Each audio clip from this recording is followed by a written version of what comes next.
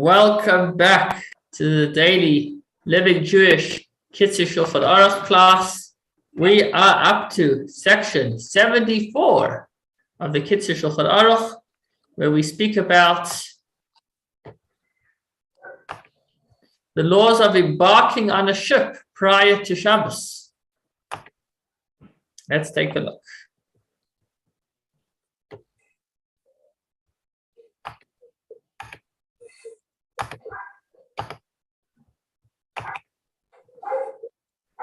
So the Kitzur Shulchan Aruch starts by saying you may not board a seagoing vessel less than 3 days before Shabbos.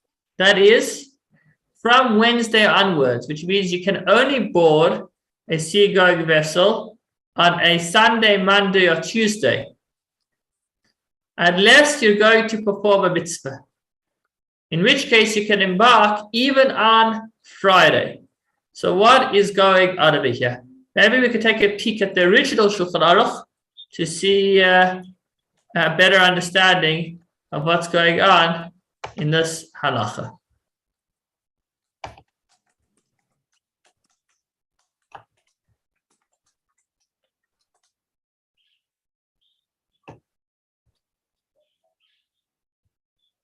What's the rationale, says the Alter Rebbe Shulchan Aruch?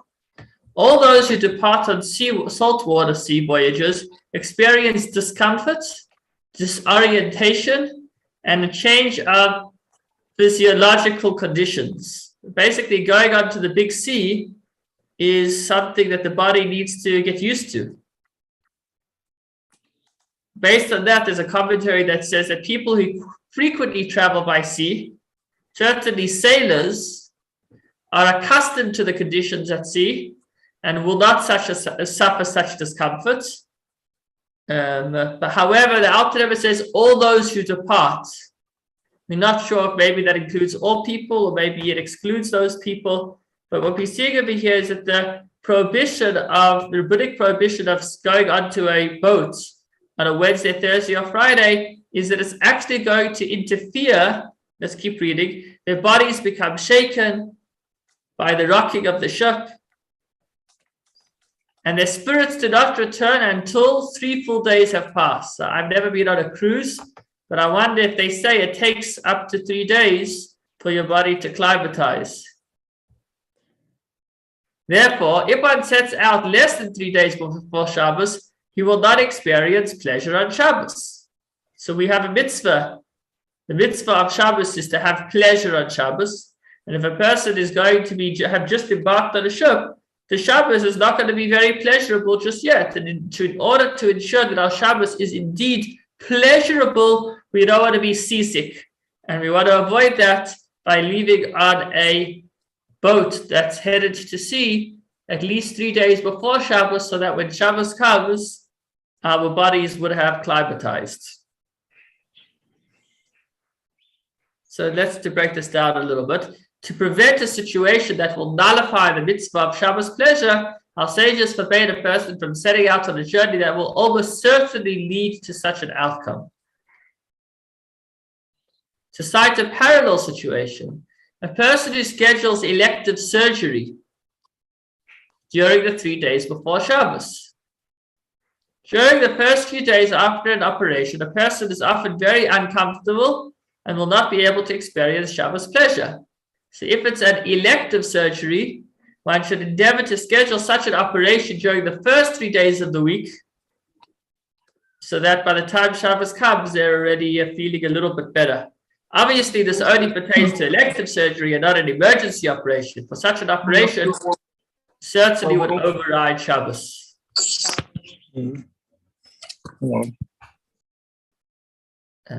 Where are we at?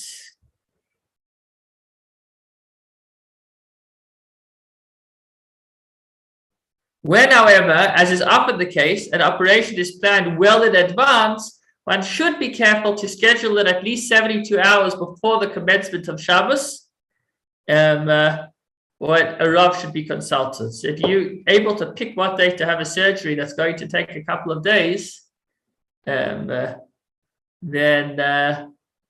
try to pick the beginning of the week so that your Shabbos will still be good. Okay. But continues the halacha, when does the bab apply? When one sets out on a voyage for his personal concerns, permitted matters or personal matters. If it's for a mitzvah, by contrast, which we'll give examples of this a bit later, it is permitted to set out even on Friday, even though doing so will prevent him from experiencing pleasure on Shabbos. Why? Because once a person is occupied with the observance of one mitzvah, he is exempt from another. So we're not talking about violating Shabbos. Certainly one is not allowed to violate Shabbos. Rather, we're speaking about the mitzvah to have pleasure in Shabbos. So if the reason you wanted to go onto the boat was in order to do a mitzvah, then as long as you're not violating Shabbos, even as a result of doing this mitzvah, you are not going to be able to do the mitzvah of having pleasure on Shabbos. Once you're involved in one mitzvah, you're exempt from another. That said, ideally, if you are embarking on a Wednesday, Thursday, Friday, you should come to an arrangement with the non-Jewish captain of the ship that he should stop the ship over Shabbos, that he should dock over Shabbos. And if he doesn't listen to you, that's not your problem. If, however, it is impossible to have him agree, and he says already from the start that he's not going to stop on Shabbos. So some people say that you should wait until after Shabbos, but if the mitzvah that you're going to do is not going to be done if you don't get there.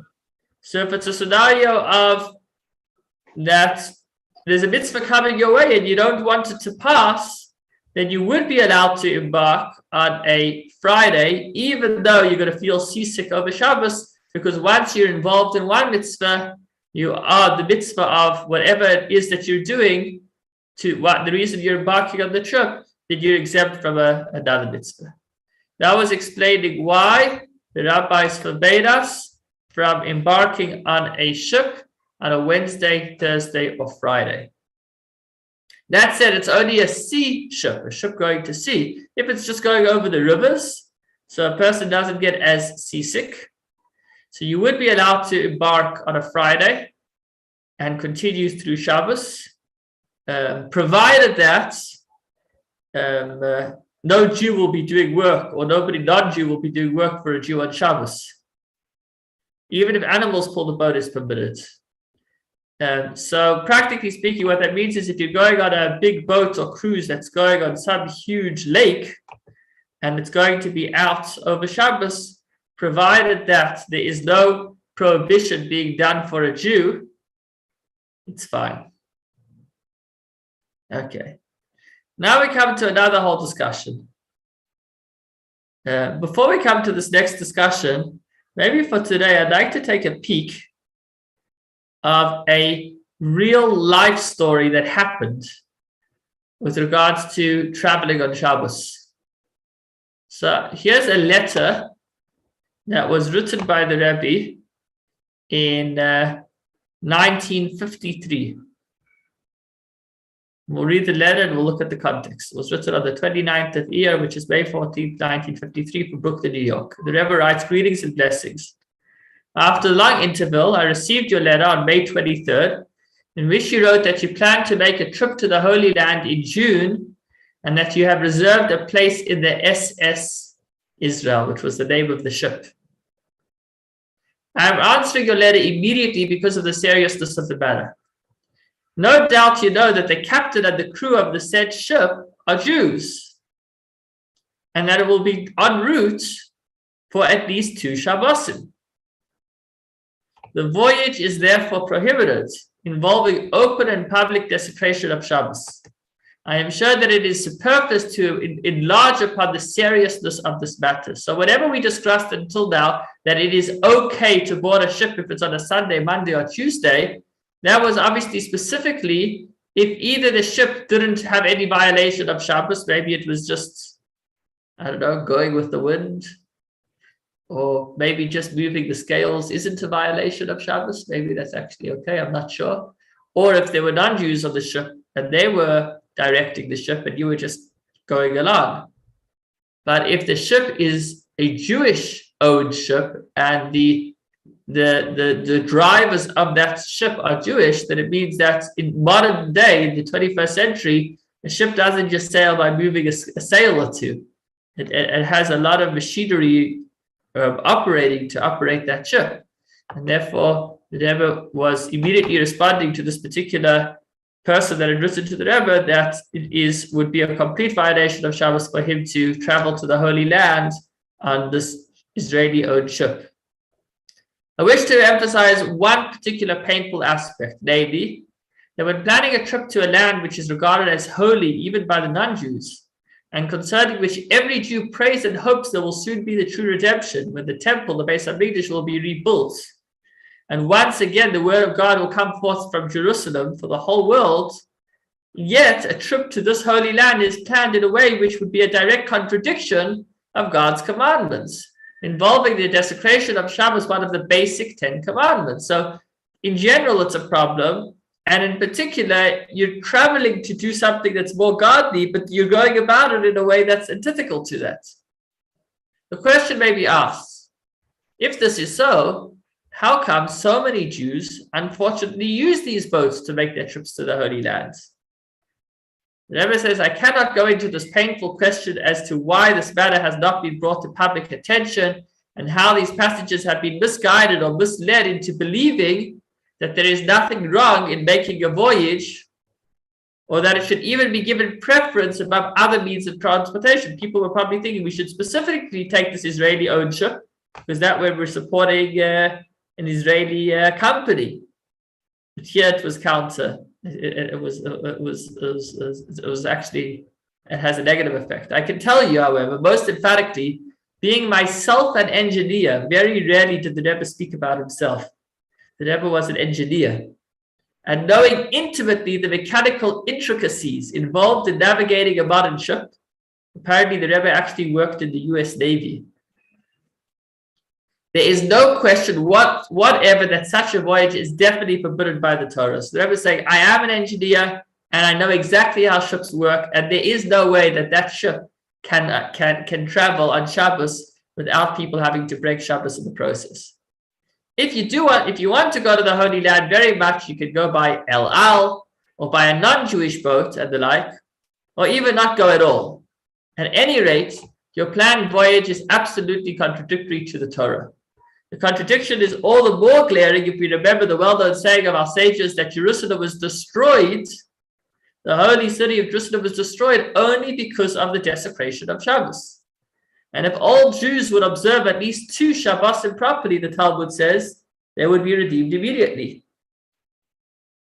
I was pleased to read in your letter that you have appointed times of study they've taken out the details, and I trust that in these studies you fulfill the words of our sages that the importance of study of the Torah is that it leads to good deeds.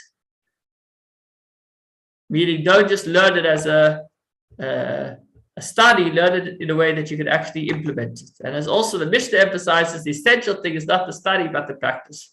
I trust that you will be able to inform me the good news that you have cancelled your reservations on the above-named ship, and may Hashem help you to get established well in your affairs, materially and spiritually, in accordance with the dictates of our Torah, the laws of life, which, as the term implies, means also simply the law of daily conduct that we are learning today. Wishing you a happy and inspiring Shavuos with blessings and the Rebbe's signature. So what we see from this letter was that there was actually an Israeli company that was having passenger trips from the States to Israel, and somebody had reserved a place on these ships, and he thought he's not breaking Shabbos because he's going to board the ship, maybe even on a Sunday, Monday, Tuesday, and then he'll arrive during the week, and the fact that it's traveling on Shabbos, nothing's happening. The Rebbe said that this certainly is not the case. There are Jews that will be breaking Shabbos to drive the ship, and if that is the case, then and in those circumstances, rather don't go at all than go to a holy place. While doing so in the process, you're actually violating the Shabbos. The Rebbe goes so far to, as mentioned the Talmud, it says that Jerusalem was destroyed because people weren't keeping the Shabbos. Now, just to get a little bit of background behind the story, there was a lot of correspondence between the Rebbe and this particular ship company. And no need to mention the name, but it's quite famous. And they said that they can't avoid it. there's no way that they can not travel on Shabbos. So the Rebbe said, why don't you just dock on a Friday afternoon and resume traveling when Shabbos is over? And they said they can't. So the Rebbe listed to them docks between America and Israel and said you can stop and the Rebbe mentioned by name, stop at these particular docks so that you don't come to violate Shabbos. And they weren't willing to. So that's why the Rebbe said it was very painful to him, because he had really tried very hard, not just to criticize, but to actually come up with a solution for them. And they weren't willing to do that. But it didn't last very long. Within a couple, I'm not sure how long, but within not more than a few years that they closed the passenger voyage. There was no longer passenger voyage. So nowadays, you may have seen before advertising these huge kosher cruises over 2 weeks that go on Shabbos. How does that work? The answer is very simply and surprising that any kosher cruise ship that travels on Shabbos does not have the whole ship.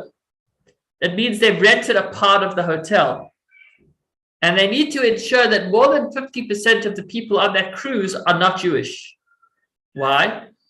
So there's a non-Jew, obviously it needs to be a non-Jewish cruise. That way there's only non-Jews that are breaking Shabbos because they don't need to keep Shabbos. But we've also learned in the previous section that a non-Jew is not allowed to break Shabbos for a Jew. So how does it work when you have Jews and non-Jews in the room? You follow the majority. So if this kosher cruise, even if they get, 100 Jews to join them on this Pesach cruise, as long as they've got 101 non-Jews on the ship, then it means that the people that are managing the ship are doing it for the majority, and the majority are not Jewish. And then the Jews are kind of just getting, not a free ride, but they're just getting a ride. So in that way, there's no Jew breaking Shabbos, and there's no non-Jew breaking Shabbos specifically for a Jew, and that's how that works. So that's all about going on ships on Shabbos. But what's quite interesting is this phenomena of rather not embarking on a Sunday, Monday, or Tuesday because you don't want to be seasick on Shabbos unless it's for a mitzvah. Because once you're involved in one mitzvah, you're exempt from another. Because again, being seasick on Shabbos wouldn't be a violation of Shabbos. It would just be the absence of a mitzvah of enjoying Shabbos. See, we've gone slightly over time.